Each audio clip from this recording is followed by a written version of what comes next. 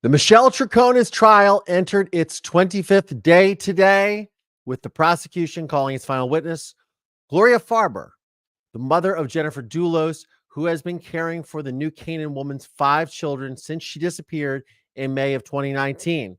Farber was the prosecution's last witness after the state said Kent Mawhinney, who is also charged with conspiracy to commit murder in the case, would not testify.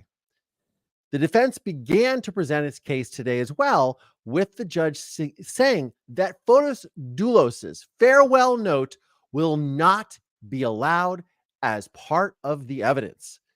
Is it bad news for Michelle Troconis? I'm Collier Landry. Let's get into it.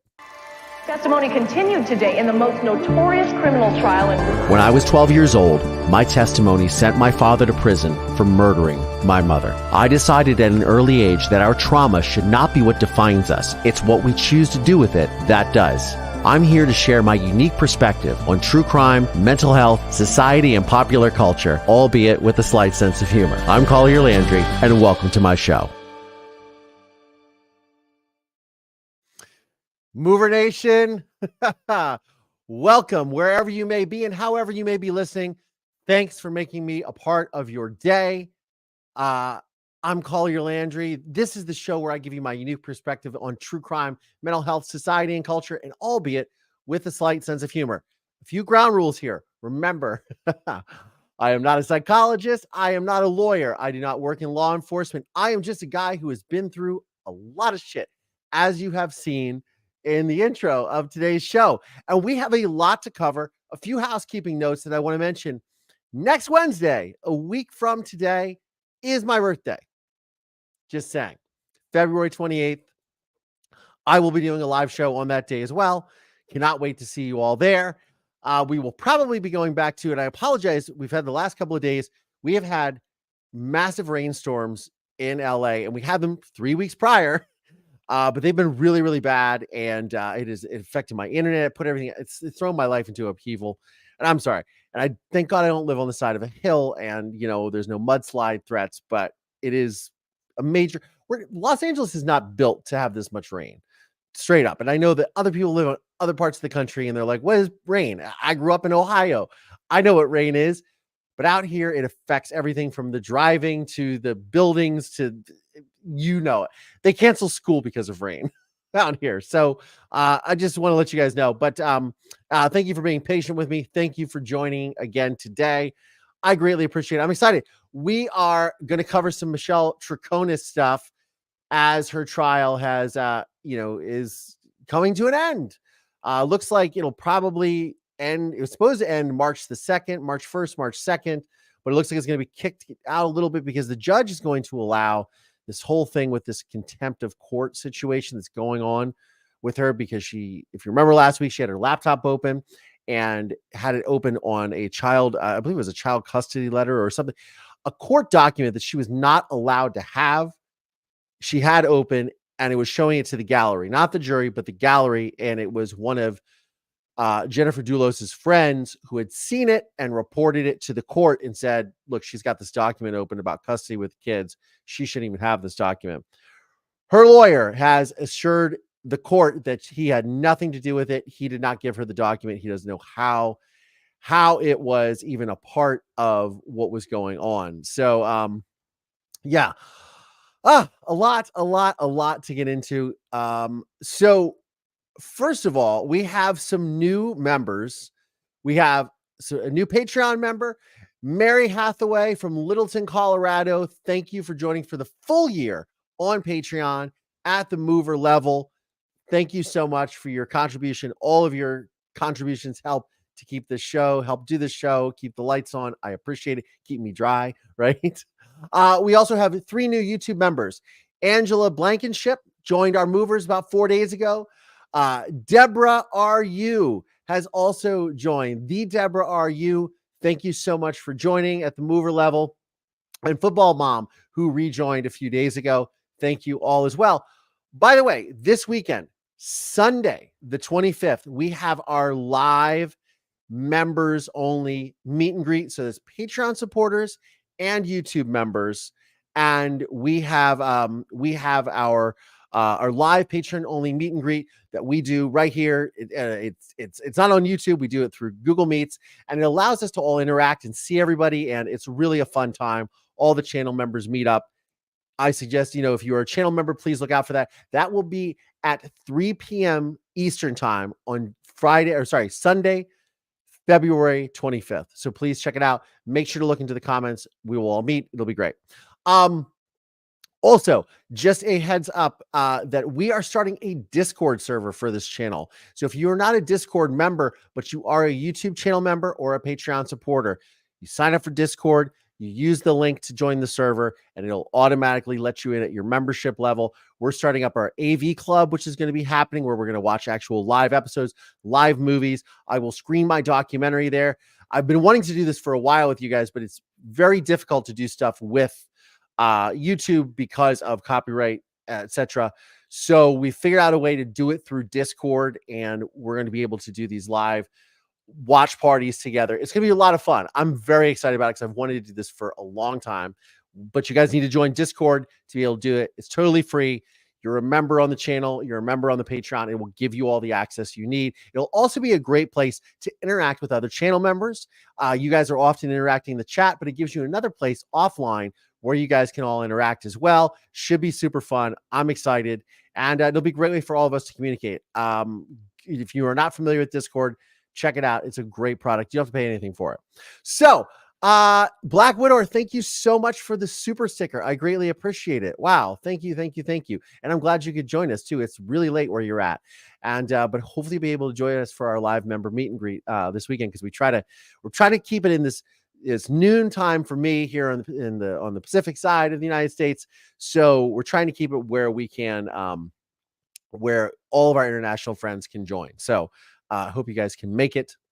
But thank you so much for the super sticker. I greatly appreciate it.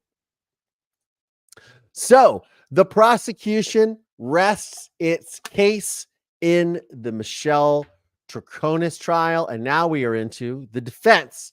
And I want to get into a little bit about what was discussed, give you guys a little bit of a background. So if you are not familiar with Michelle Troconis, she is on trial right now for conspiracy. So her actual charges are as follows. So she has second-degree hindering prosecution, tampering with physical evidence, and conspiracy to commit murder in the death of Jennifer Dulos, whose body has never been found. Now, she is accused of being with Fotis Dulos, who was Jennifer Dulos's estranged ex-husband. There was a very bitter custody battle going on, and she is accused of helping him. Now, Fotis Dulos took his own life. Is that, if I can say that on YouTube? Decided to take his own life before he could ever stand trial, claiming, and we will read his letter that he left for all of us, because the defense wanted to admit this letter because he basically exonerates Michelle Troconis of any wrongdoing. So wouldn't that be nice if the prosecution and the police department decided, you know what? Yeah, he wrote a letter. She's fine. World unfortunately doesn't work that way. But she was seen, while they believed that Fotis Dulos was just disposing of evidence along Albany Avenue in Hartford, Connecticut, along this main drag, Albany Avenue, where he was seen placing plastic bags and garbage bags into different trash receptacles along Albany Avenue. And that raised obviously suspicions. And, whether or not you think, I go back and forth a lot with this particular trial because there's so much that, I've said it before. I said it kind of feels like a trial by proxy because they don't have Fotis Dulos to stand trial, and everyone pretty much knows that he's the one who perpetrated all of this. He seemed to create a lot of confusion, be very manipulative to everyone involved. Even this Kent Mawhinney, who was one of his associates, who is now also facing charges right after this trial ends, he will go to trial. He's gotten all these people wrapped up, including one of his Greek friends, who he had call him on the morning after Jennifer Dulos went missing and used that phone call as an alibi and essentially used his friend. This man has wrapped so many people up into his bullshit that reminds me a lot of my father's trial.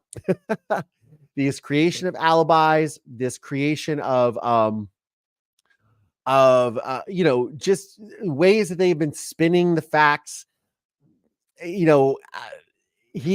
has done a really big number on those that are affected. Obviously, the biggest number that he's done is on his own children, who are now in the care of his former mother-in-law. And Deborah Farber took the stand today, and I am going to play a little bit of her testimony. If I can find the right document. Sorry, Gloria Farber. I don't know why I said Deborah Farber. Oh, it's been a week. Let me tell you what. We are also getting into some words of the day as well. But yeah, I want to play her testimony first because it was a big deal. Obviously, when you hear from the mother of the victim, even if the victim hasn't been found, it is a big deal to bring that person into the courtroom. And I think that the state was hoping to have, as I said, Kent Mawhinney testify as well, but that didn't happen, probably because he was going to take the Fifth Amendment and not incriminate himself, which sounds like a smart idea to me. So we'll see how all that plays out, because again, he is going to be facing trial. Yes, Black Eagle, smash that like button, mofos. Thank you so much, Black Eagle. I appreciate it. We like that. Smash that like button, please, please, please. Let me pull up this. We'll go through her testimony. We'll see what she has to say. My dog is downstairs being just a little shit. Little Marisol. She's like, "Oh, Daddy, you're on your live? I'm going to make a bunch of noise." Okay. All right. This is... Please raise your right hand. Mrs. Farber, if you wouldn't mind taking a look at the clerk. Hello, Thank raise you. your right hand, please. Do you solemnly Girl, swear welcome. or solemnly and sincerely, Sarah Holman, whatever the welcome. case may be, that the evidence Tina you Luffman, the provide party is concerning here. this case Welcome. shall be the truth, the whole truth, and nothing but the Black truth, Widower, so help thank you God, again upon so much. constitutional Maui authority. Swift, I thank solemnly you. swear to tell the truth. Fotis exonerated himself too. Yes, he did. Deborah Rudolph, thank you so much for joining. On the Outskirts, happy early birthday to you as well. You are the day after me on the 29th. While she swears herself in, we will talk over this. Kathleen Canick, thank you so much from Mansfield, Ohio. Illegally Read, thank you so much for joining. Farber, Karen Fan, thank you for you being may here. be seated. Danielle Tamero. And yes, Marisol is a diva. Tina Luffman, absolutely. Principessa. So this is Gloria Farber.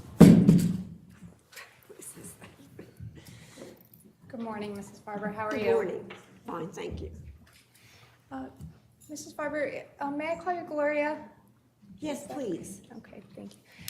Gloria, how are you related to Jennifer Farber? She was my daughter, Okay. How old are you, Gloria, if you don't mind my asking? 88. Okay. See, okay, so I'm gonna just stop you right there. First of all, I'm gonna comment on a couple of things. One, her outfit is fabulous, but she's a New Yorker. They obviously come from money.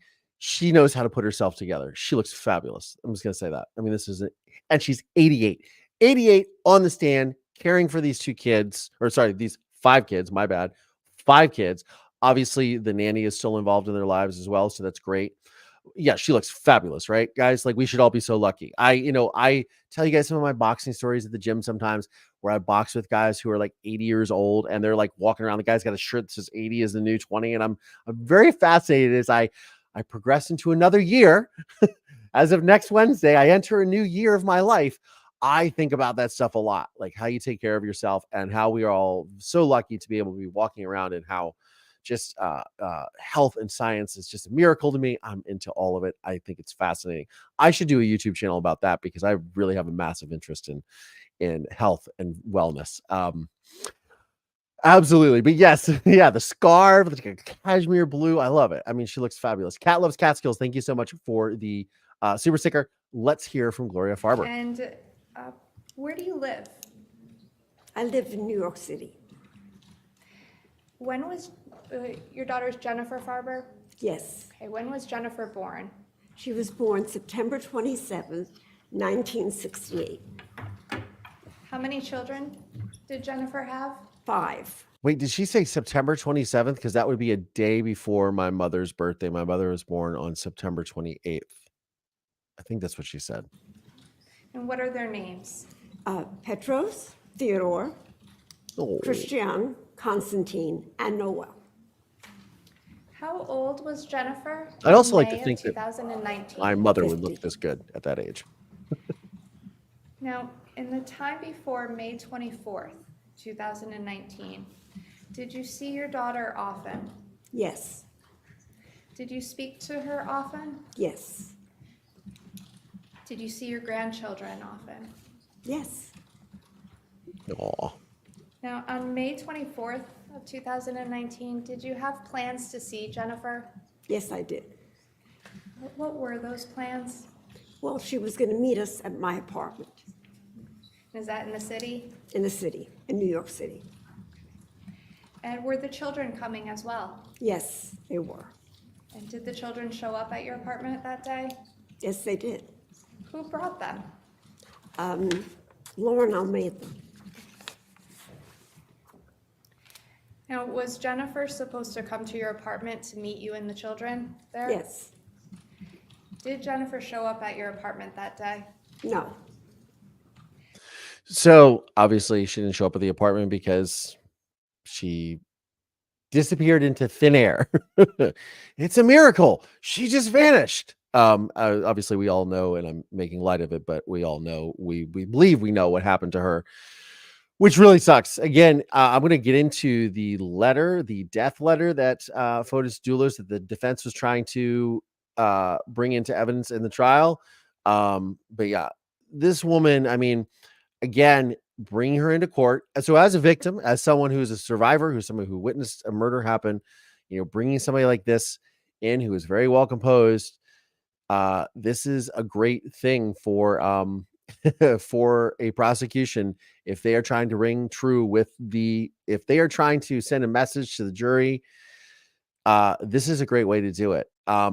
Maui Swift, thank you so much for joining Mover Nation. Mover Nation welcomes you. Congratulations. And please, I hope you join the Discord server and you join us on Sunday. Have you seen your daughter Jennifer since she failed to meet you at your apartment in New York City on May 24th, 2019? No. Have you spoken to her on the phone since that No, day? I have not. Have you gotten any emails or text messages or any communication from your daughter since that No. day?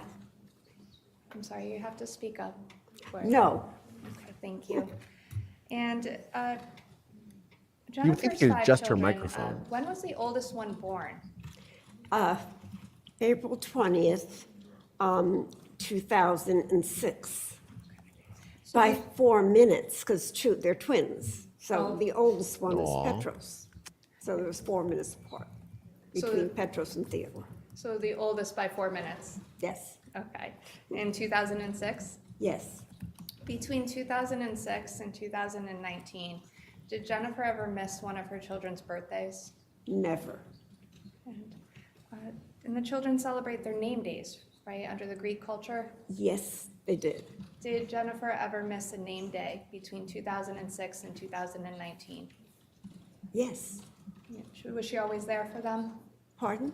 Was Jennifer always there for them? Yes, she was always there. And as of now, 2024, do you have custody of the 5 children? I do. Oh. And since May 24th, 2019, have any of the children ever seen or spoken to their mother? No. I have nothing further. Thank you. You are. So, okay.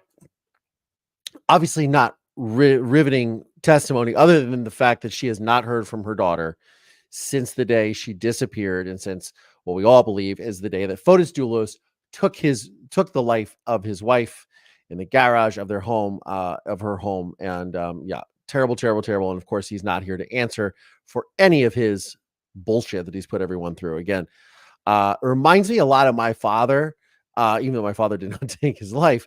My father dragged everyone, including my grandmother, who at the time was in her mid to late 70s, who was also had a great sense of style, like this lovely woman, Gloria Farber, and who literally, I remember, showed up into court because she couldn't get in the witness box. She showed up in a wheelchair, which was a total act, by the way. My grandmother was very could move around and was very coherent, and just was in very good health. She had hurt her hip, but at the time the wheelchair was more of an act. And I don't know if it was an act on my father or what, because she was there the night my mother was murdered, but to make my father feel guilty, like, you drug your poor mother out here because of your bullshit. So anyways, the defense is going to question her now. Good morning, Mrs. Farber. Good morning.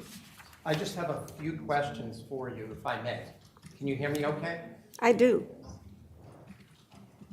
Was Jennifer's plan to come to New York by herself or with the children? By herself, because she dropped the children off at the New Canaan Country Day School. And the children did come with Lauren to New York that day to Yes. your apartment?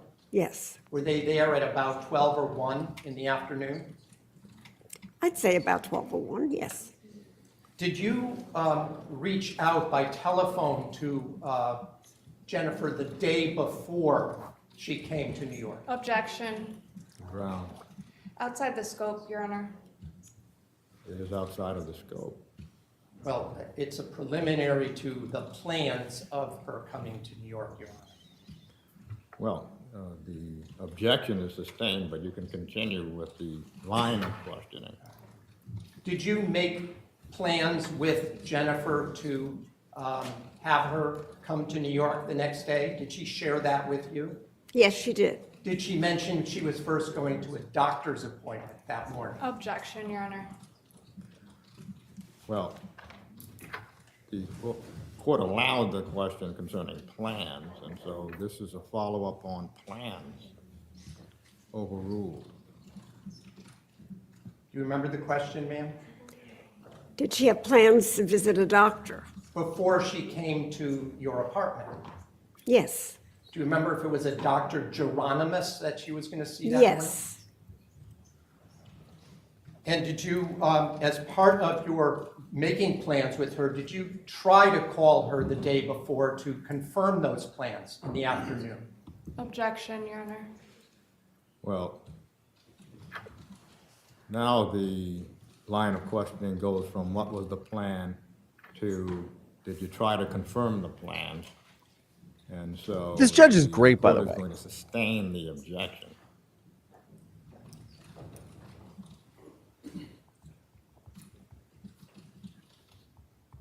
Did you speak at all to Jennifer that morning of the 24th? No. Did you call her on her cell phone? No. Objection, Your Honor. Well, the answer to the question was, did you speak to Jennifer that morning? The answer was no. And the court understands the second question to be, did you attempt to contact her that morning? You may ask the question again, Counsel. Did you attempt to contact her that morning? No. Did you have her phone number at the time? Of course. Do you recall what that number is today? Objection, Your Honor. Sustained. I have no further questions. I have nothing further. Oh, Thank you. look at that look. Barbara, you may step down. Thank you. Oh, let that look. She's like, this guy. I mean, this guy, right? Yeah, she's fabulous. And of course, now grieving the loss of her daughter, and grieving the loss of her daughter where she doesn't even know what happened to her daughter. And now she's sitting at a trial where her son-in-law, who is apparently responsible for the loss of her daughter, is now not here taking accountability. And again, as the prosecution rests its case, is this young woman who now is facing, potential, I believe, 60 years in prison, something like that. I am very curious to see how this all plays out as it unfolds with the defense, because there's a lot of things I think that are in her favor. But there's a lot of unexplained things. But again, I can't get over the whole gap with the language barrier and all of that. I think that's a little much. But we'll see. We'll see what happens. We're going to take a quick break. We're going to hear from our sponsor of today's show, Babbel. I'll be right back. Hey, movers. Did you know that 1 in 5 Americans has learn a new language on their bucket list? If you're one of them, make 2024 the year you finally check it off with Babbel, the science-backed language learning app that actually works. Designed by over 150 language experts, Babbel's quick 10-minute lessons are your passport to speaking a new language in as little as 3 weeks. Real people, real conversations. That's the Babbel way. Babbel's tips and tools are not just lessons. They're companions in real-life situations. The approachable, accessible content is delivered through conversation-based teaching, ensuring you're ready to shine in the real world. Before Babbel, I couldn't imagine effortlessly ordering food, asking for directions, or chatting with local merchants, and all without consistently checking a language app while I'm on vacation. But Babbel makes it easy, providing the practical skills you need for real-life scenarios. Struggling with pronunciation? Babbel's got your back with speech recognition technology, helping you perfect your accent and sound like a native speaker in no time. Hola. Hola. Here's a special limited time deal for our listeners. Right now, get 50% off a one-time payment for a lifetime Babbel subscription, but only for our listeners at babbel.com/Collier. Get 50% off at babbel.com/Collier, spelled BABBEL.com/Collier. Rules and restrictions may apply. Rules and restrictions may apply. No, Babbel's great. Learn a new language using Babbel. The app is fantastic. I've been practicing my Spanish. I'm going to start doing episodes in Spanish. I'm very excited, but not anytime soon. So Fotis Dulos has, so the defense wanted to admit into evidence this letter from Fotis Dulos the day that he decided to relieve the world of his presence, which was in January of 2020. His timing couldn't have been better because he avoided the pandemic and all the craziness. Could you imagine being stuck inside a house with Fotis Dulos? This crazy man? Seriously? Everything? No, sorry. Maybe he did everyone a favor. I can't even believe. Yeah, I just thought about that. Anyways, this is the note that he left that the defense was trying to get admitted into evidence. So this says, I love that I can read this. This is fabulous because I have my wonderful LASIK. Dated the 28th of January 2020. All, if you are reading this, I am no more. I refuse to spend even an hour more in jail for something I had nothing to do with. Enough is enough. If it takes my head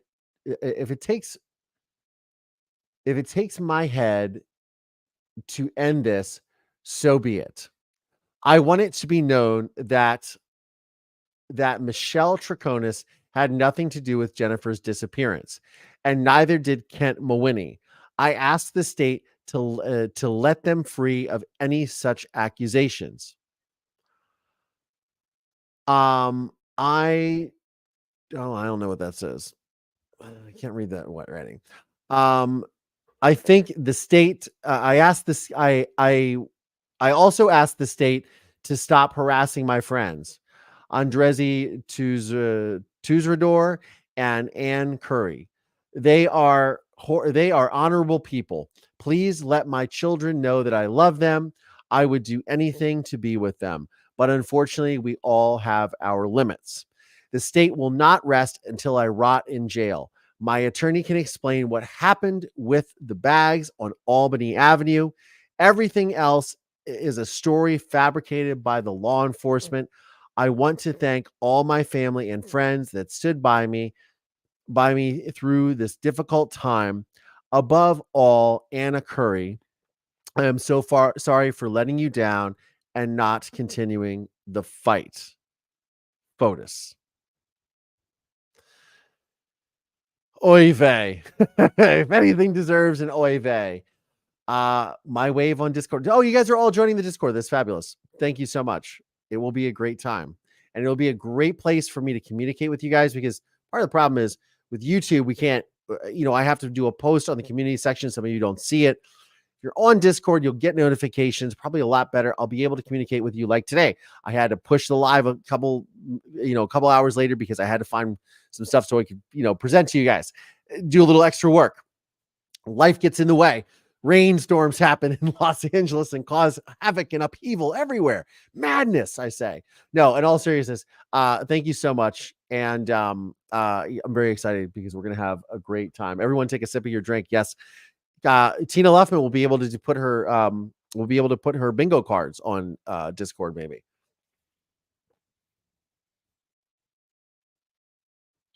And yes, Maui Swift, victim Fotis, the victim narcissist.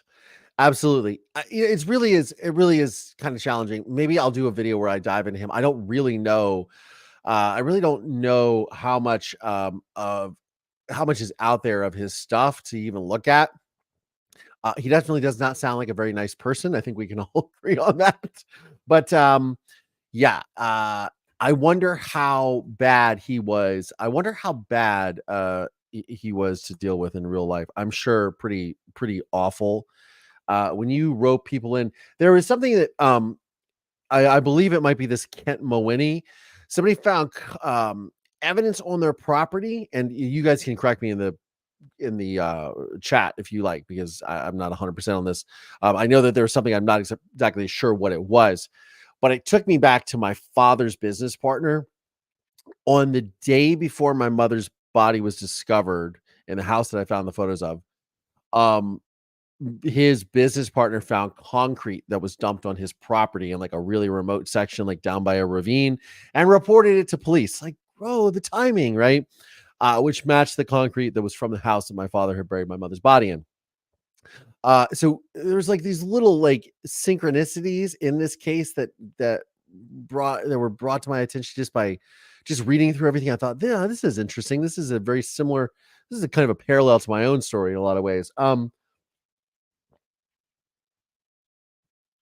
Obviously, husband, girlfriend, weirdness, kids, yeah, all this, just terrible.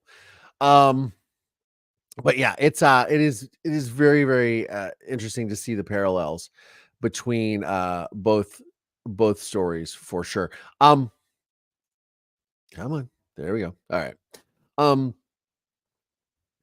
So all right, I want to play a couple of other things, little recaps, and get into what happened today. So prosecution rested today. If you guys are not caught up, I'm going to give you a brief little summary of the last couple of days of the trial since we last were on the show. And then I'm going to play some videos for you. So on day 21, which would have been last, so they did not have court, I believe, on Friday, Monday, obviously, because it was President's Day. So Tuesday, Wednesday. So this would have been last Wednesday. Testimony revolves around surveillance footage captured during the period when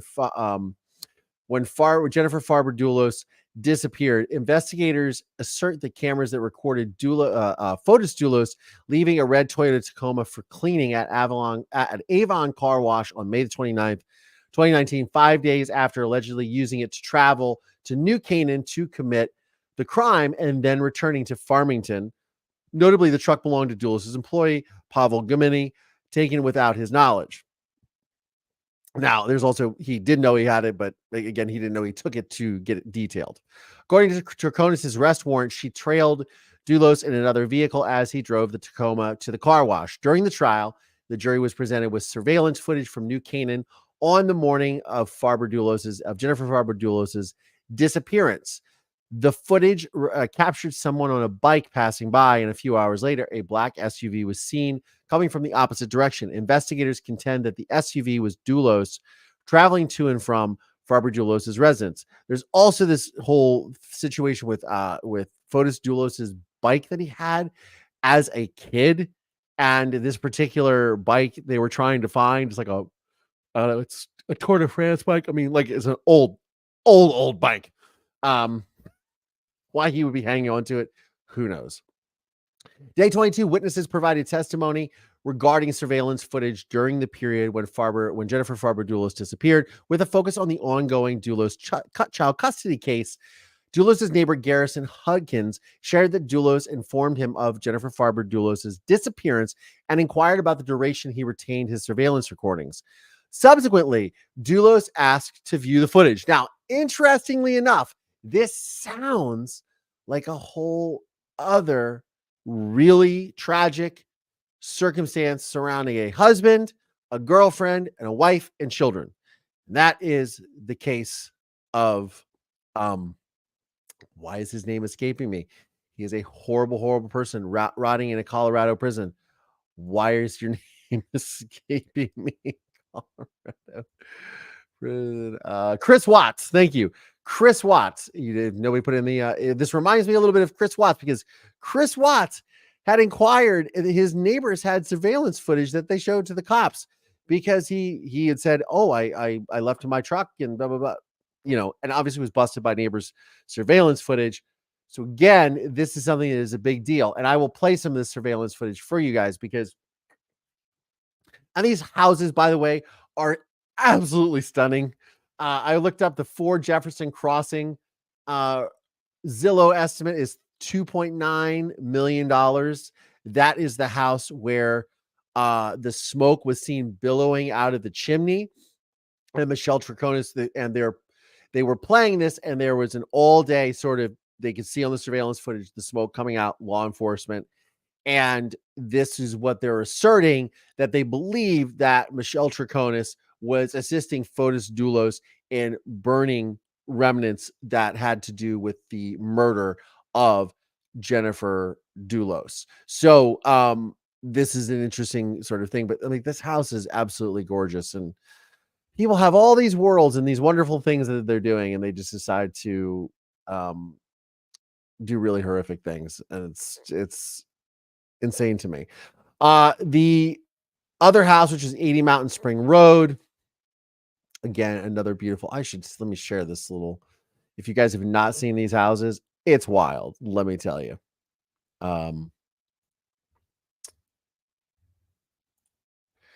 This is the 80 Mountain Spring Road address.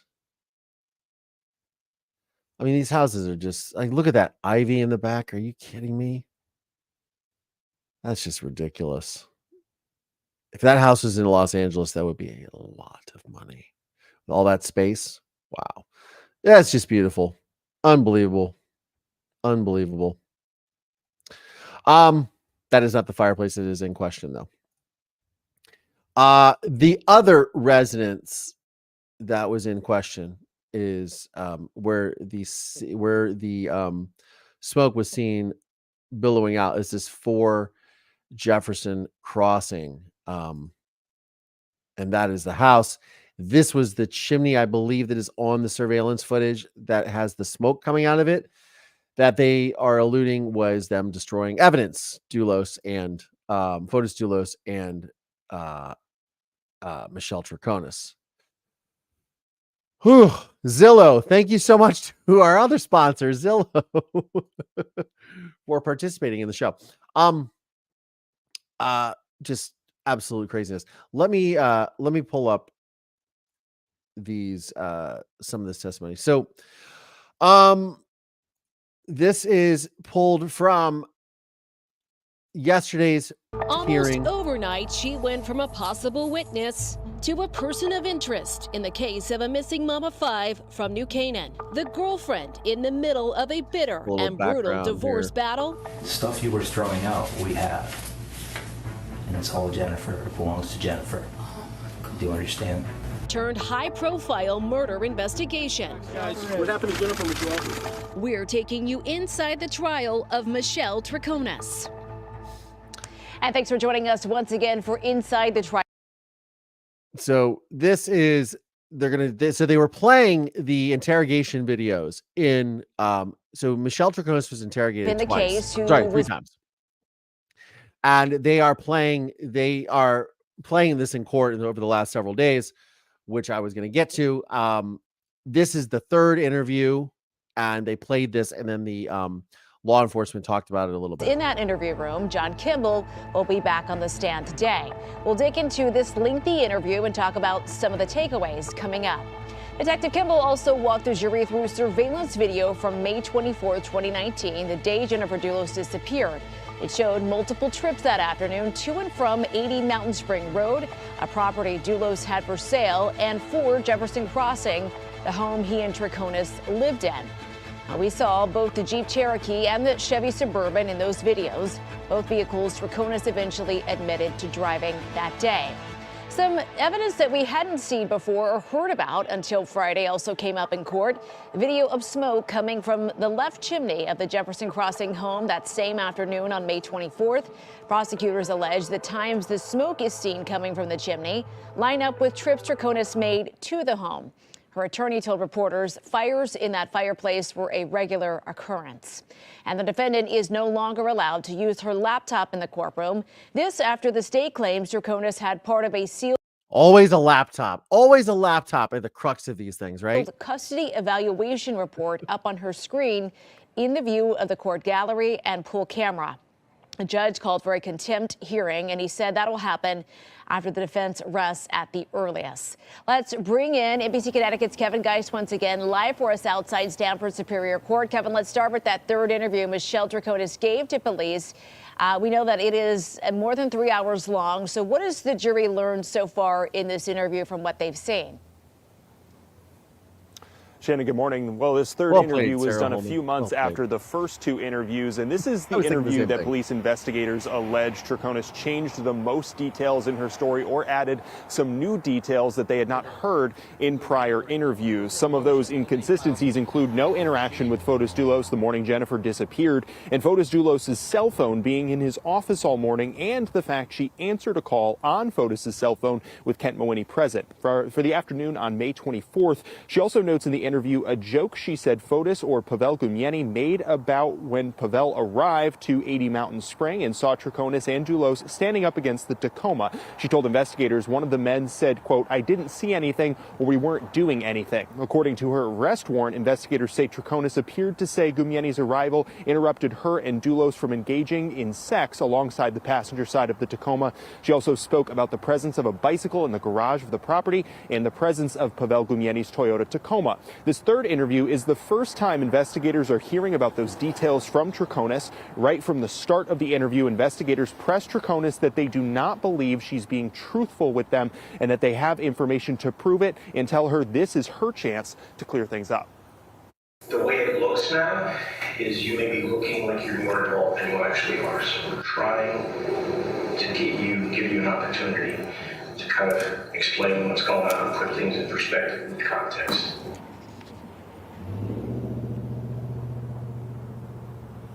Now we have a little under an hour left in this 3rd interview before the defense, of course, has their chance to cross-examine John Kimball about this interview, as well as some of the surveillance videos that led into the interview. Shannon. All right, Now, I will play some of the John Kimball stuff. Okay, so let me see here. All right, this is more of that surveillance footage. First, at 1:32 p.m., a white Jeep Cherokee is seen heading in the direction of 80 Mountain Spring Road. Michelle Troconis told investigators she drove the Cherokee on May 24th. And then just a minute later, you see a Chevy Suburban consistent with the one Fotis Dulos owned heading the same way. A few minutes later, a camera across from 80 Mountain Spring first shows the Cherokee pulling in the driveway and then the Suburban less than a minute later. So Kevin. So again, one of the things that I am always very puzzled with all of this is, don't these people realize that everything is filmed? These are all from neighbors, like Ring cameras. You can easily get this stuff. The police can just go and get it wherever. I think about this all the time, and my poor neighbors were in a civil situation, and they even asked me. They said, "Hey, we need to can we get your footage because somebody was accusing us of X, Y, and Z?" And I said, "Yeah, I absolutely. Here it is. Let me download it on my phone real fast, and I'll text it to you." You know what I mean? Like, it's that easy. Never underestimate the predictability of stupidity. This is a wealthy neighborhood. People are gonna have cameras everywhere. I mean, I don't see how anybody can think that they can get away with either just being prevaricative with the police, lying to the police, or making up stories, or thinking that they're going to get away with a murder. Unbelievable to me. I mean, again, we have this situation with the Murdaugh trial, with the cell phones. Again, Brian Koberger. Oh, I wasn't near the house. Turned his cell phone. Like, it's track everything. I can remember, not to get off on a tangent, but I remember watching a Facebook video during the pandemic when the vaccinations came out, and I don't want to get into all that, but I do want to say this person is talking about how the government is tracking us and using vaccines or whatever. And I said, "Are you kidding me?" And she's literally filming it on her phone, posting it on Facebook. And I thought to myself, does nobody realize that these things track everything? How many times have you been on here and started talking about, I really want a pair of black Nike track pants? And all of a sudden you'll be searching the internet and black Nike track pants will be suggested on a website you are. I don't understand how these people think that they just can get away with this. It's unbelievable to me. I really wish, and I think about this a lot, not a lot, but enough that it's in my consciousness.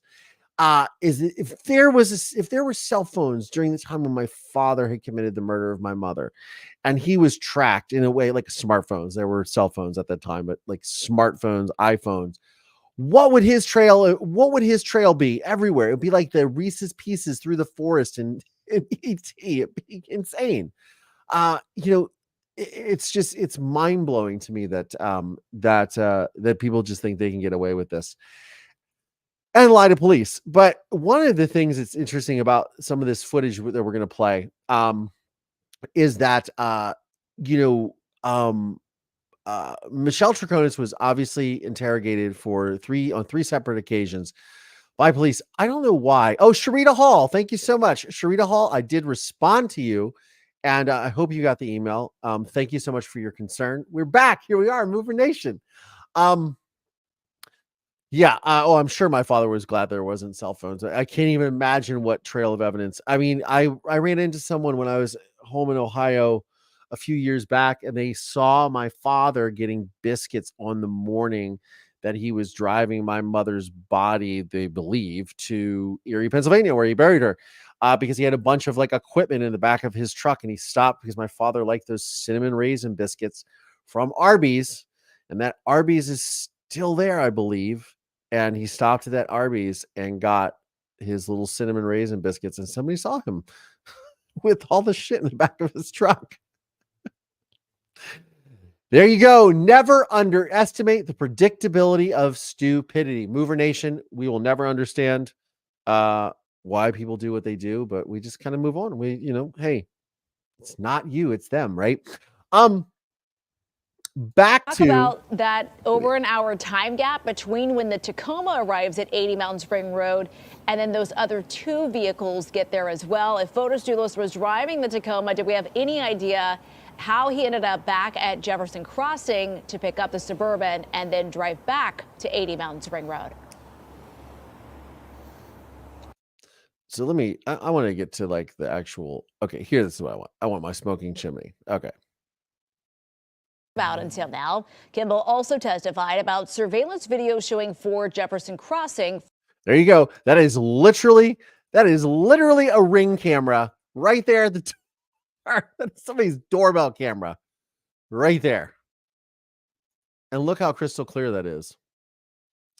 Look how crystal, I mean, it's just wild to me. Wild. From the home across the street. You may remember the homeowner at 1 Jefferson Crossing testified about giving this video to investigators. Investigators noticed something in that video that they thought was worth evidentiary value. Smoke rising from the chimney at the far left of the home. We have highlighted that smoke so you can get a better look here. And a reminder, the jury sees the video in an unedited form. Investigators noticed something else about when that smoke started rising. Detective Kimball, just while that video is playing, would this have been before or after that vehicle consistent with a white Jeep Cherokee was observed heading back in the general direction of 4 Jefferson Crossing? This video is after the white Jeep Cherokee was seen heading towards 4 Jefferson.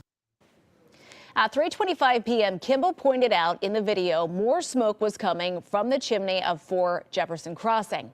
Now, between each video clip and testimony about the smoke, prosecutors asked John Kimball to walk through that neighborhood surveillance video and line the smoke up with when the Cherokee and later the Suburban arrived at the home. The jury watched as multiple times surveillance video showing the white Jeep Cherokee leave the driveway of 80 Mountain Spring and then head into the direction of 4 Jefferson Crossing.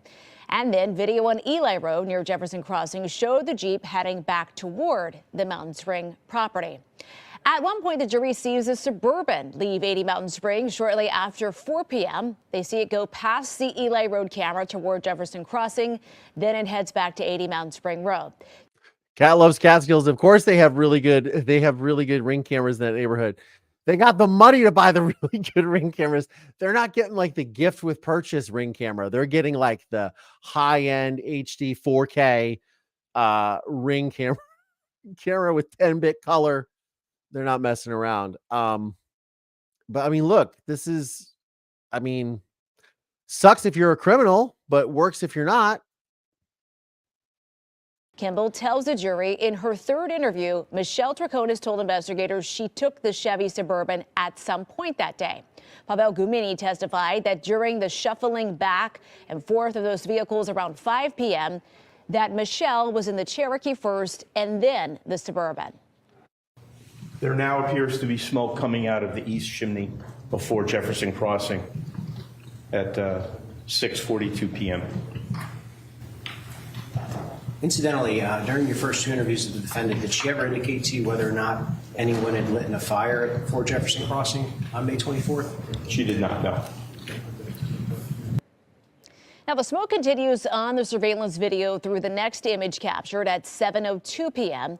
In his testimony, Kimball said it was 3 separate smoke events separated by non-smoke. So, Kevin, let's talk more about the smoke and tying it back to the trips back and forth between the 2 properties. What's the implication here? Right, it's fascinating evidence because we haven't seen the surveillance video before and the smoke was never mentioned in any of the arrest warrants. So it is an interesting piece, but it will be a bit of a jump for the jury to sort of determine exactly what that smoke means, why there was smoke coming out of the house. Of course, you're in late May, and prosecutors also attempted to point out at one point that there was a young man entering that 1 Jefferson Crossing home wearing shorts and a T-shirt, but the jury will have to sort of make that leap for themselves because they couldn't really get into too much testimony beyond that. And of course, defense attorney John Schoenhorn outside court making the point that anything regarding the smoke for the jury and for prosecutors is pure speculation. Well, Kevin, the prosecution did try to highlight it was late May, warm weather, people wearing T-shirts and shorts, but the defense objected to its relevance and the judge sustained that. Still, the jury is going to draw its own conclusions. Yes, I think common sense may prevail in this particular situation and say, why were they building a fire inside a house in May when people are coming in and out? Obviously, they're showing that to show that, like, hey, it's really nice weather, guys. Just to remind you, there's no snow on the ground, as Karen Fan refers to it as the white stuff. There's no white stuff on the ground. There's nothing. It is literally almost summer, and they're burning a fire. Why are they burning a fire? It leads you to, I don't know, maybe jump to conclusions. I don't know. We shall see. what all comes out in the defense, because they started today. I'm going to get into a little bit of that as well. Just to say, welcome, Trevor William. Thank you for being a channel member. Also, yes, remember that Arby's, we have the meats. Yep. There you go. Sorry, I had to do that. My dad really loved Arby's. There's Arby's like cinnamon raisin biscuits with the frosting and stuff. I just remember those as a kid. I remember going and getting those with my father. But yes, he had to have those before he disposed of my mother's body. Again, never underestimate the predictability of stupidity. So there is a little bit of an issue. Okay, here we go. I'm just trying to find the right. Okay, so here is John Schoenhorn, which is he was the defense attorney for Michelle Troconis, and he's going to, of course, weigh in. Apparently, and again, I don't have personal knowledge of this, in South American culture, apparently having fires in your fireplace is a social activity and something that one does on a regular basis, but I can't personally attest to that fact. I've only been to Chile. I've never been to Argentina or Venezuela, so. Okay.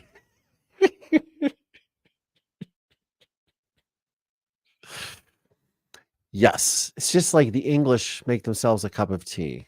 Would you like tea? It's the afternoon. Would you like some tea? Sorry, there's a very bad English accent. I apologize. No, in all seriousness, what is that? What we're talking about here? It's kind of humorous. The thing is that, as you watch this trial, a lot of people have talked about this.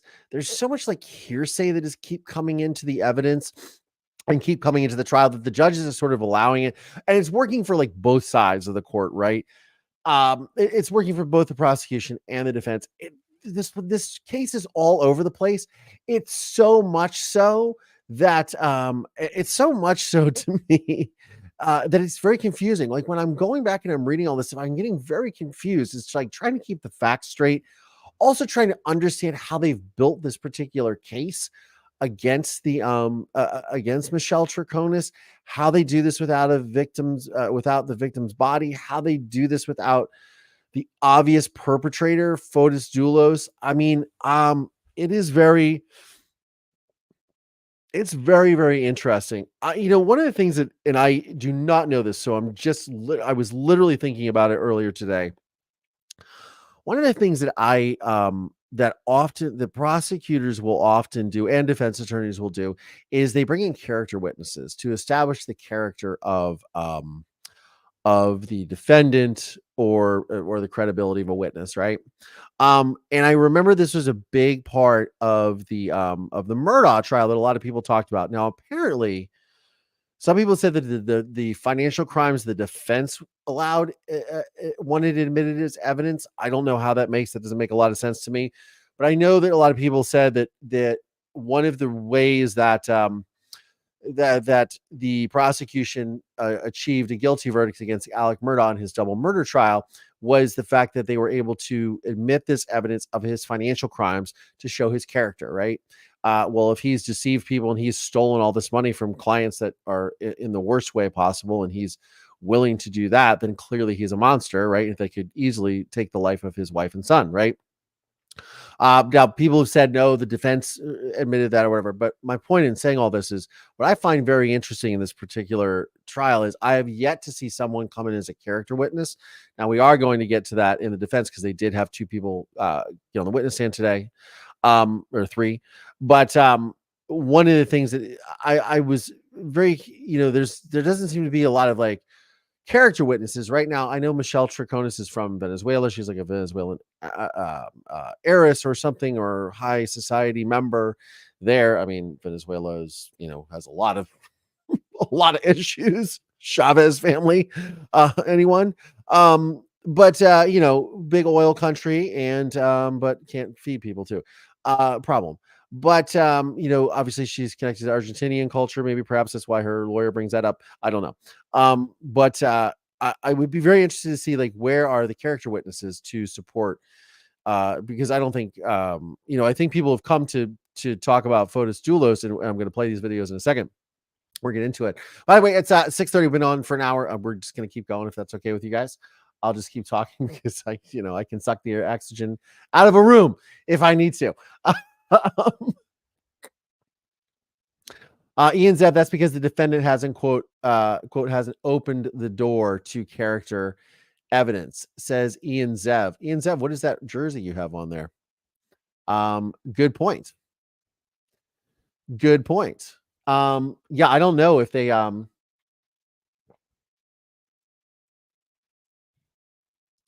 you can only bring in character witnesses if the defense opens the door. Very interesting. Okay. Thank you for this is why we have such a great community. Y'all are smarter than me in a lot of the stuff. So Arizona Cardinals. All righty. You guys gonna do it? Oh man, Kyler Murray gets a bad rap. He's a great quarterback. Great quarterback. Total side note.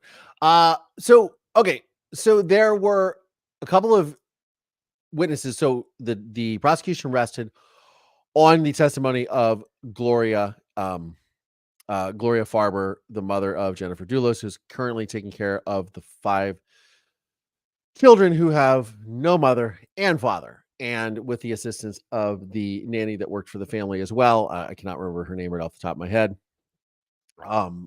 She testified for a couple of days at the trial earlier at the beginning, towards the beginning of the trial. These, like, I think about these poor kids, like what they're going to have to go through is, I always talk about, I share a lot about my story in a way of where I'm very grateful because I know what happened to my mother. There's no speculation. I heard my father murder her. I saw my father's behavior. I knew what he was doing. Obviously, a lot of that. I talked a lot to other victims of violent crime and talk to, share my story with people, what have you. And that comes up a lot, is that, like, I have this, and even I had like doubts sometimes as I got older, but it was a situation where I had a lot of, I always hate using the word closure, but I most certainly had an idea of what happened, and therefore I can move on, right? Even though I didn't want to believe my mother was dead, like I knew that that's what happened, and there was a body found, and we can put that to bed, and we can now deal with the aftermath of all that. It's very hard to be able to deal with the aftermath of that, or become a thriving and successful adult in life in general, being someone who contributes to society versus detracts from society, without having sort of those questions answered for you. I don't care who you are. I don't care if you come from money, if you come from the streets, if you have come from privilege, if you don't have privilege, if you have an education, you don't have an education. It's all the same. It is non-denominational, if you will. It is agnostic to your circumstances. It still invokes the same emotions with people, and you see people self-destruct all the time, and I just really fear for that with the children. But they're young, but not knowing and not having the people and the support systems in your life. Look, my whole family turned their back on me. It's a big deal, and not being able to have that is these are young kids that will have to grow up in the shadow of all of this, and will want answers at some point and won't have them. So I feel this is, it's a lot for them. It's a lot. I don't mean to bring anyone down, but that's the thing. So, okay. So, the defense brought up a few people today after Gloria Farber and after the prosecution rested its case. So the big ruling on the day was that Judge Kevin Randolph decided on Wednesday afternoon, this afternoon, to preclude the defense from introducing Fotis Dulos's farewell letter, as we like to call it. His farewell letter was not, he's not going to be allowed into evidence where he exonerates Michelle Troconis and Kent Mulvaney and other people. Very, very bizarre, interesting. Oh yeah, I see some comments here. The hospital did arrange for the children to say goodbye to their father. Too bad he couldn't have been honest with him at that time. Absolutely. And he was also a vegetable at that time too. So, yeah, I remember watching a friend of mine who passed away during the pandemic. He had cancer and he was on a ventilator and could not talk, and his children couldn't. He was yeah, that was not a fun one, man. Rest in peace, Eric. We had some good times. Yeah. Eric Rogers. So no farewell letter will be admitted exonerating Michelle Troconis. Farmington police officer Jeffrey Glaude testified briefly, demonstrating the chain of custody for the note. Glaude said that he logged the envelope into evidence in May 2020 from a Connecticut State Police detective. Farmington Police Sergeant Sean Bailey was then called to the stand when asked by John Schoenhorn, Troconis' attorney, what his assignment was in January 2020. The state objected. Randolph then took up legal arguments outside the presence of the jury. With the jury not in the courtroom, Schoenhorn said that Bailey was called to Fotis Dulos' home after Fotis Dulos did not show up to a court appearance. Bailey observed Fotis Dulos in a vehicle and pulled Fotis Dulos out of the vehicle and called an emergency rescue crew to the scene. At that time, police seized the note. Schoenhorn said, quote, even if the court does not end up allowing in the farewell letter, the circumstances surrounding the fact that Mr. Dulos is unavailable is the thrust of this testimony. Schoenhorn said he also has another state police detective waiting to testify about how he sees the note. Now, this is interesting because this seems like just absolute obvious common sense that that this note that people and the jury members know that Fotis Dulos is no longer with us, is no longer walking the planet. But apparently they don't. Apparently there is a little bit of confusion in some people that are wondering where Fotis Dulos is in all of this, because I guess it hasn't been driven home that he is no longer available, that he has left this earthly plane that we all inhabit. I found that kind of interesting. Because I would think that would be just like, hey, she's on trial, but I think some people feel that way. Oh, thank you so much, Marion Creighton. Collier, you're a fine young man. Happy birthday next week. You are your mother's son and extremely smart. Love your podcast. Well, thank you very much. I appreciate that. Thank you, Marion. That's very kind of you. Very nice. Very sweet. Thank you. So what was I saying? Okay. So, okay. So it's interesting that the jury might not be completely aware that Mr. Fotis Dulos is no longer with us and Michelle is standing trial by herself. But apparently that's a thing that they wanted to do. In a handwritten letter, Fotis Dulos said he was innocent and that Troconis and Mowini had nothing to do with Jennifer's, quote, disappearance. He also said he refused to spend even an hour more in jail for something he had nothing to do with, the note read. I remember my father saying this as well. He was in jail for something that he had nothing to do with, et cetera, et cetera. It's obviously ludicrous and ridiculous. The jury returned and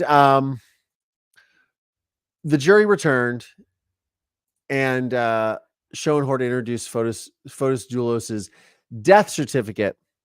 The certificate said that he died on January 30th, 2020 in the Bronx, New York. So they did.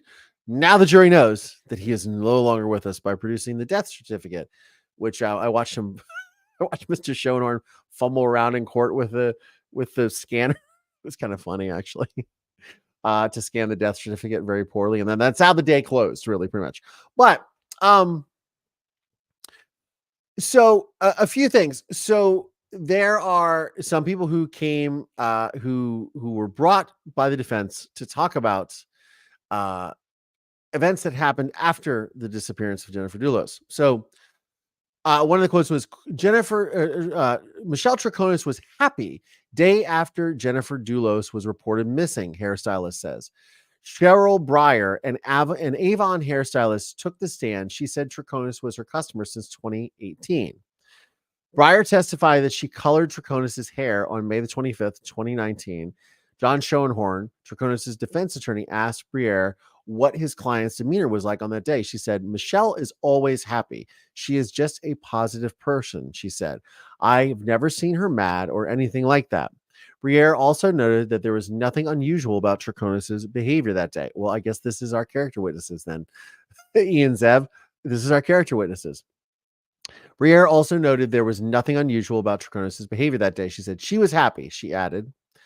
A toast at a dinner party was to positive resolution for the Dulos custody battle, witness says. Now, Beth Reich, who is the fiance of Stephen Reich, was the next witness on Wednesday afternoon.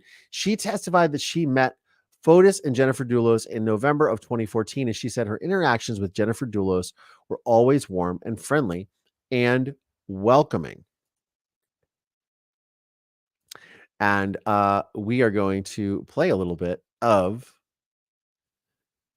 Miss Reich's testimony.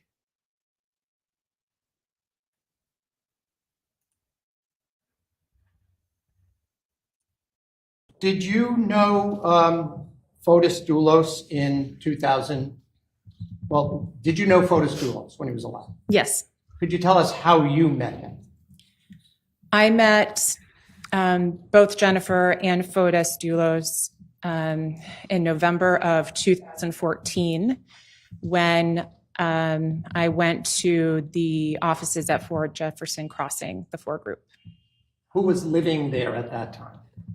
Jennifer, Fotis, and the 5 children. Did you communicate at the time with Jennifer Dulos? Yes. Did Stefan as well? Yes. Did you communicate with Fotis at that time? Yes.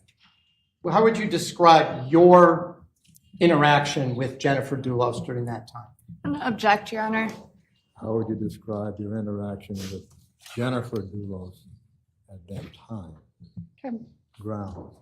Relevance, we're talking about 2014 interaction with Jennifer Dulos, the alleged victim in this case, Your Honor. It's not relevant. Well, unless the inquiry is going to go beyond 2014, it's not relevant. I understand. This is a preliminary when they met, and I'm going to then progress. So the court will overrule the objection. Do you want me to describe the moment I met her, or do you want me to describe the totality of my experience? No, I'm looking for the general demeanor of the interaction. Friendly, welcoming. She was very happy that Stefan and I were in a relationship, which was brand new in November of 2014. Me too, Black Widow. Me too. The relationship expanded and our interactions evolved from there. Let me fast forward a little bit here. If I don't know who the person is, I don't exactly remember who it was. I'm sorry. So let me move on from that. When Fotis said that he'd be right back, did he come right back? I don't exactly remember the length of time, but he was back in due course, very short period of time. Can you tell us when you did you continue on and go into the into Fort Jefferson Crossing? Yes, after we exchanged communication with Fotis, we pulled Stefan's car through the porte cochere, parked on the French trellis portion of the driveway, and then proceeded into the house. And just for those of us who don't know French, the porte cochere is the archway that separates the 2 garages on the left from the 2 garages on the right? It's the archway, yes, the porte cochere. Okay. So when you arrived, did you go right into the house? So this is her talking about, so she and her, Stephen Reich, her, I believe, husband or ex-husband, they had crossed paths with Fotis, ran into him, and they saw the other car driving behind him. So this is sort of establishing this whole thing.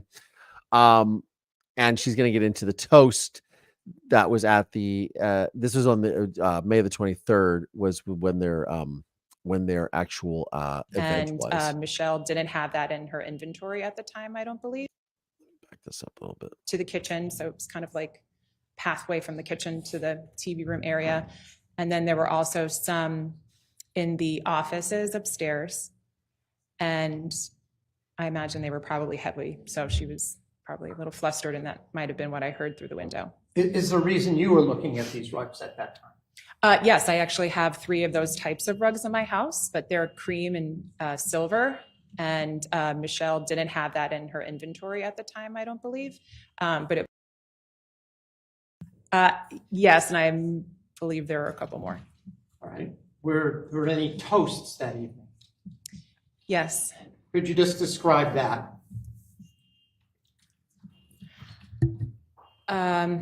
The toast. We learned that evening that, or I should speak for myself. I heard that evening that Fotis had been at Jennifer's home in New Canaan with the children, and that experience and their interpersonal reactions to each other was very amicable, which we were very glad to hear. And he had also stated that the custodial evaluation. Objection, Your Honor. Well, any testimony about what Fotis Dulos said about the custodial report or the investigation is not admissible. And follow up, counsel. All right. So without getting into what the This judge custodial report does not care. said, He's what not was having the mood regarding the toast? What was the toast about? I'm gonna object, Your Honor. This is clearly asking for hearsay. Well, preliminary question is, was the toast about what was in the custodial investigation or the custodial report? Ian Zev, you were on the And live then the yesterday court as well. can Thank you for act coming. on the objection. If that's the question you wish to ask, counsel, you may. Yes. What was the toast? I don't know any words that were particularly said, but the general sentiment that I recall was a feeling of excitement that there was going to be positive resolution for them both during what I knew to be a very difficult custody battle, which despite which side you're on, it's very, very difficult for either parent and very difficult for the children. And the sentiment was that maybe this was going to end and there would be more peace. And how did you react? What was your reaction? You happy? Objection, Your Honor. Relevance. Relevance, counsel. Well, the fact that she heard something and reacted to it is the purpose of these. Well, this the question. jury can draw no probative value from this witness's reaction to what Fotis Dulos said, sustained. Was there any negative comments whatsoever said about Jennifer during this day? No. Was the entire evening a positive and hopeful evening? Yes. Was that true even after you finished the dinner? Yes. Was that true after you finished the toast? Yes. At any time, did you see Mr. Dulos act in any surreptitious or underhanded manner during that dinner? No. Anything that stood out as being odd? Just that when we drove in, he was driving out and he almost seemed like he had forgotten we were coming. Okay, but you said that wasn't odd for him. I don't know if I actually said that, but it's often that in my experience with men, if you're a host of something, you might forget sometimes. Okay. And how was Michelle's attitude that evening, her demeanor during that dinner? Engaging, friendly, positive. At any time, did you see her act in any strange way or leave the room in any surreptitious way? Not that I recall. Did she join in the toast? I don't know how many hands were in the center, but I imagine she did. Was everyone, were people laughing? So this is I don't. so okay. So for those of you joining, this is Beth Reich. I want to make sure I got her first name right. Beth Reich, who is a friend, the fiance of Stephen Reich, and she testified that she met Fotis and Jennifer Dulos in November 2014. She is talking about a toast that Fotis had just returned from the home of Jennifer Dulos, and that there was a custody. They were in this vicious, sort of crazy custody battle over these 5 kids. And Fotis was very jovial, that it had been a good conversation in the family, and they did a toast to, the toast was for a positive resolution to the Dulos custody battle. So it was this whole thing going on. So anyways, this particular witness is testifying to that in this meeting. This is also interesting to me because this is after the fact, right? Fotis Dulos is gone. Here we are with Michelle Troconis on trial, obviously as the Lady Macbeth, if you will, and they're sort of giving this a recount of Fotis's behavior.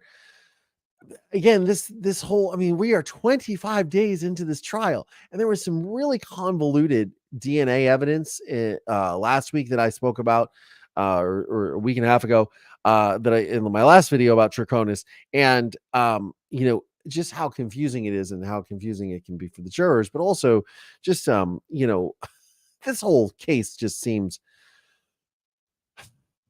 like a lot. It seems like a lot, and I'm not saying anyone is guilty or innocent. Clearly, I think the guiltiest of the parties that are involved in the disappearance of Jennifer Dulos are no longer with us. They left us a wonderful letter, a farewell note, if you will, and because they took the easy way out for themselves, of course, because that just seems the sort of character that they are. Scumbags. And now you've just traumatized your kids too, on top of already traumatizing them. So I just don't think. Ian Zeb, thank you for your expert commentary into the chat, by the way, interjecting. You're great, man. Thank you so much. And you were on our IG Live yesterday because you were talking about the Discover merger. So thanks for jumping on, man. Greatly appreciate it. So the next person to jump on was Stephen Reich. And I believe I have his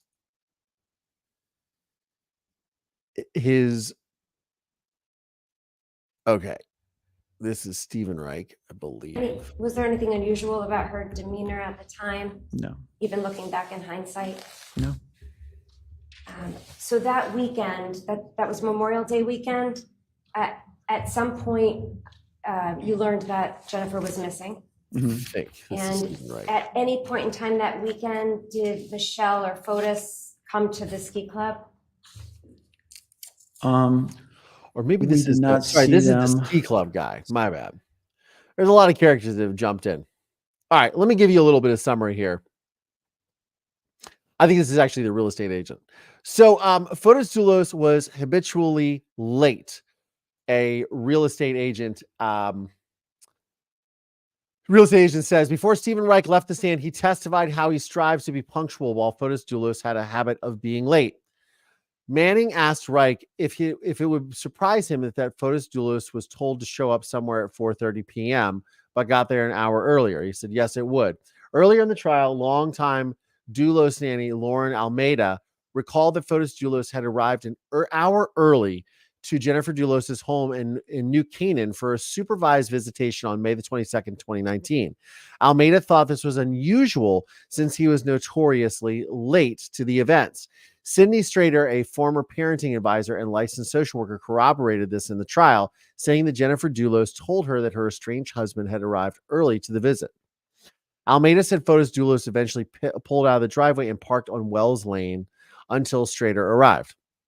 Jennifer Dulos' father was instrumental in the success of the Four Group, a real estate agent says. Supervisory assistant state's attorney Michelle Manning cross-examined Stephen Reich, asking him how he first met Jennifer Dulos and became close to the family when the kids were young. Would you ever think Dulos would have left her children, Manning asked. No way, Reich quickly responded. Sounds like my mother. Reich also talked about how Hilliard Farber, Jennifer Dulos' father, who he said was instrumental to the success of the Four Group. Now, the Four Group was Fotis Dulos' I was gonna say production company. No, that's my business. Was his contracting company, building these houses, all the real estate stuff that they were doing, things that are way above my pay grade, by the way. When asked to elaborate, Reich said that Hilliard Farber, quote, helped finance a lot of the company. And so a lot of you guys have said I was mistaken on Fotis Dulos' money. It obviously came from Jennifer's family. And obviously this is uncovered in testimony today. When asked to, Reich testified that he reached out to Jennifer Dulos when her father died in 2017. Manning also asked about the dinner party from May the 23rd, 2019. Reich testified that he didn't know Haynes and his wife would be in attendance until he arrived at the home that night. Manning confirmed that Troconis was socializing that night in English. Any part of the discussion that night talk about plans to murder Jennifer the next day? Manning asked. No, Reich said. Any part of the discussion about plans to dispose of evidence in garbage cans along Albany Avenue? Manning said, no, of course. Any part of the discussion involved plans about using a Toyota Tacoma and cleaning it afterwards? No. That's not something you discussed at a dinner party, she asked. And he said, no. Dinner party the night before Jennifer Dulos' disappearance was just a normal evening, a real estate agent testifies. Stephen Reich returned to the stand on Wednesday afternoon and discussed a dinner party that occurred the night before Jennifer Dulos. Now we heard his fiance or ex-fiance or now wife share her recount, Beth Reich. Reich said that he and his now fiance went to Fotis Dulos' home in Farmington for dinner on May the 23rd, 2019. He was greeted by Troconis, who was showing him rugs for sale. They then ate steak, french fries, and salad with Fotis Dulos, Troconis, Robert Hutch Haynes, and Haynes' wife outside on the patio. Because it was springtime, almost summer. Why were you burning a fire? It was just a normal evening, Reich said. Fotis Dulos also talked about his children, Reich testified. He was of the belief that things were getting better as far as the potential custody of his children and said that night he, quote, seemed happy. Was there anything at all at the time that you could think of that suggested that things were not going well that evening? John Schoenhorn quizzed him, who is obviously the attorney for Michelle Troconis, and he said, in respect to what? His attitude or anything, Schoenhorn responded. Did he ever act in any sort of surreptitious way or disappear, get on his phone, anything like that? And he said, no. I mean, he might have gotten on his phone. That's certainly possible, but there was nothing that jumped out to me. With the benefit of hindsight, that something was wrong. Schoenhorn also asked Reich about the Four Group properties which he was involved with, particularly properties that pertain to the case.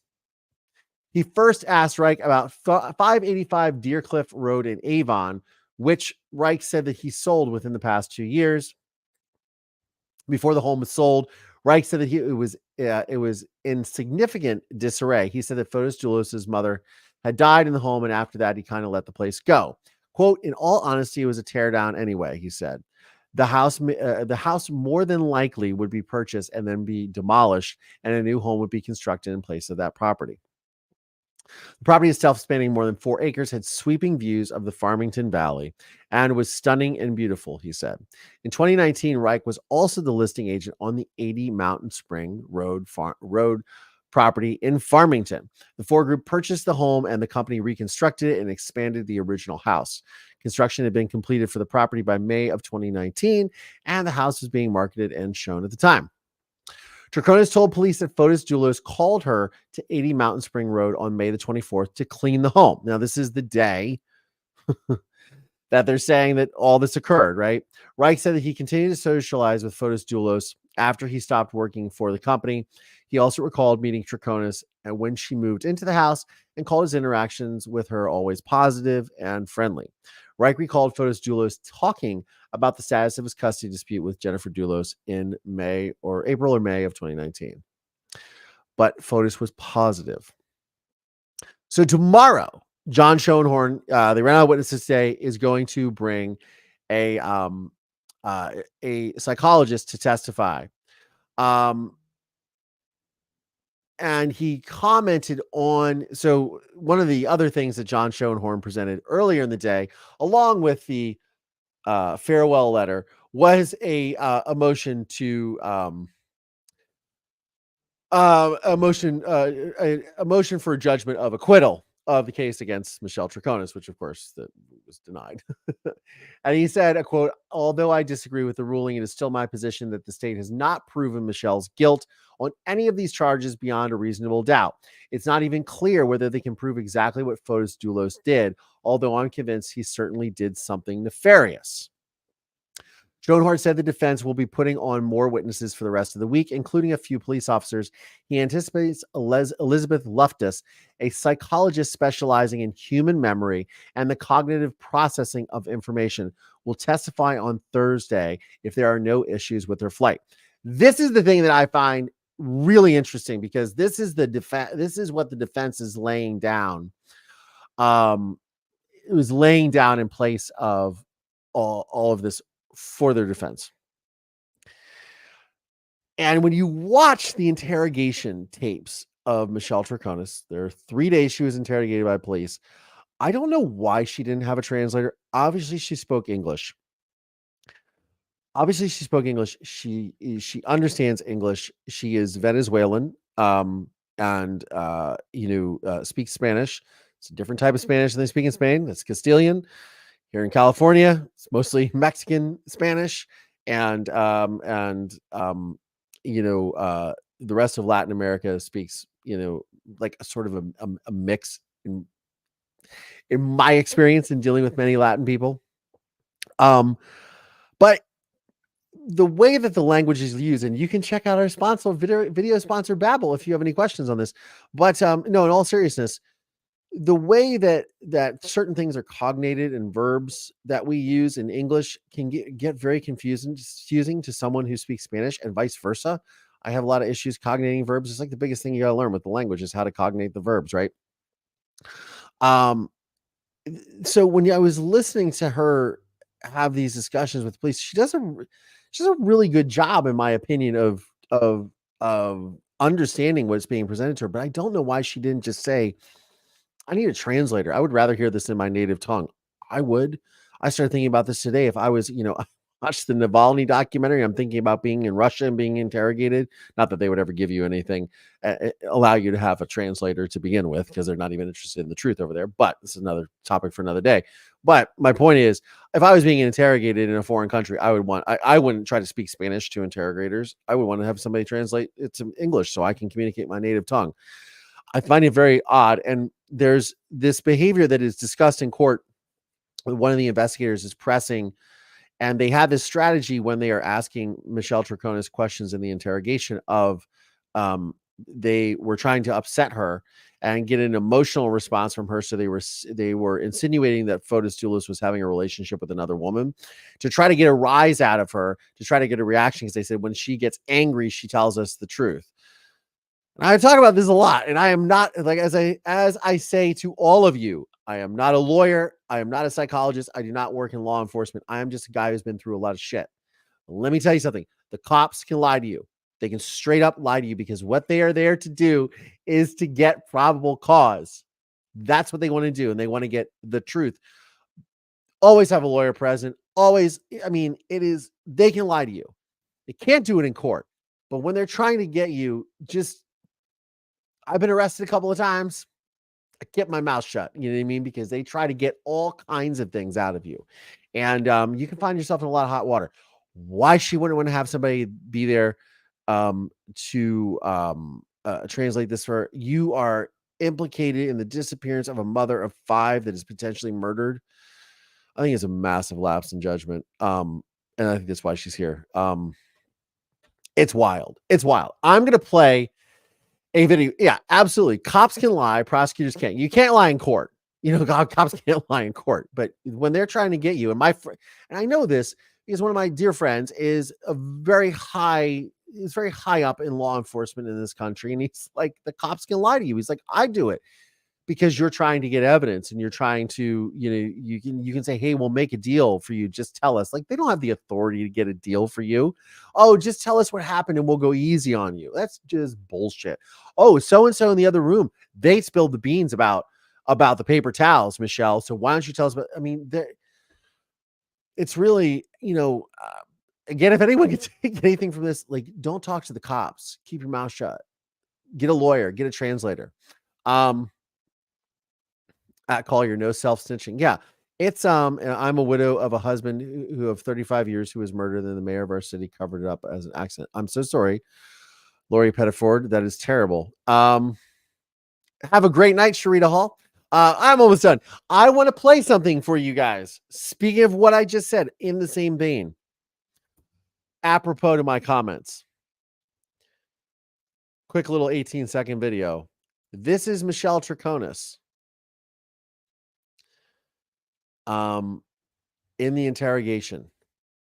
We think you have information that I can help. don't have, John, but I can walk the whole world with you if you want. I can take you to like the motor place. I can walk and I can spend a month with you guys. I can do whatever you want, but I didn't do it. You know,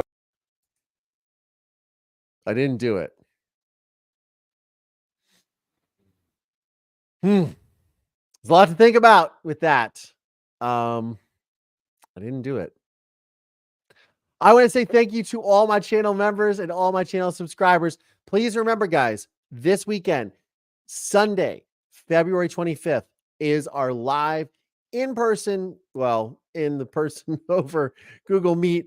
We have our live patron and YouTube channel member only meet and greet for everybody. You all get to talk to one another just like we are here in the chat, except there's no chat. We are all live together. It is a great time. In fact, I don't even say anything. You all just talk, and it's fabulous. But I want to say a big shout out to all my channel members, all my Patreon subscribers and supporters. Thank you so much. Without you guys, this program wouldn't be possible. I wouldn't be able to do what I'm doing.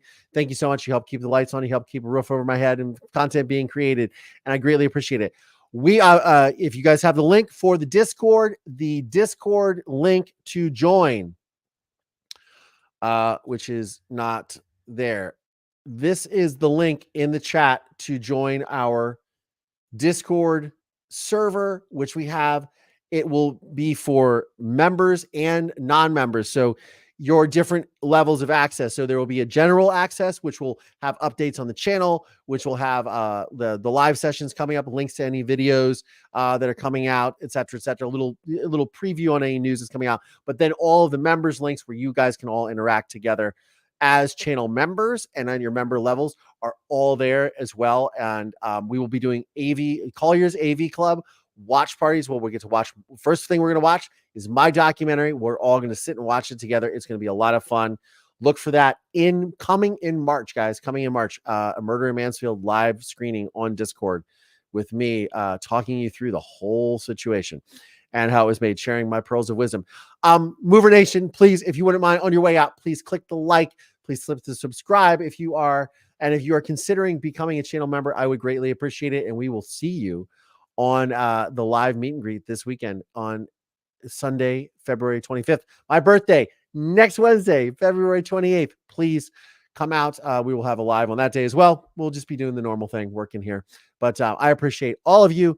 On that note, Mover Nation, we get through another one. I'm Collier Landry. I'll see you in the next one.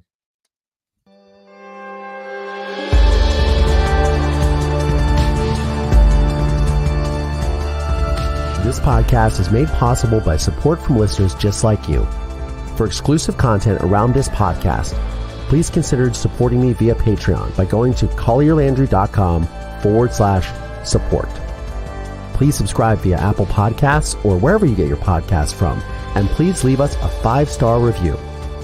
If you want to see video episodes of this podcast, please check out my YouTube channel at youtube.com/collierlandry. You can find links to additional resources in the show notes of today's episode. This podcast is a production of Don't Touch My Radio. Copyright Collier Landry.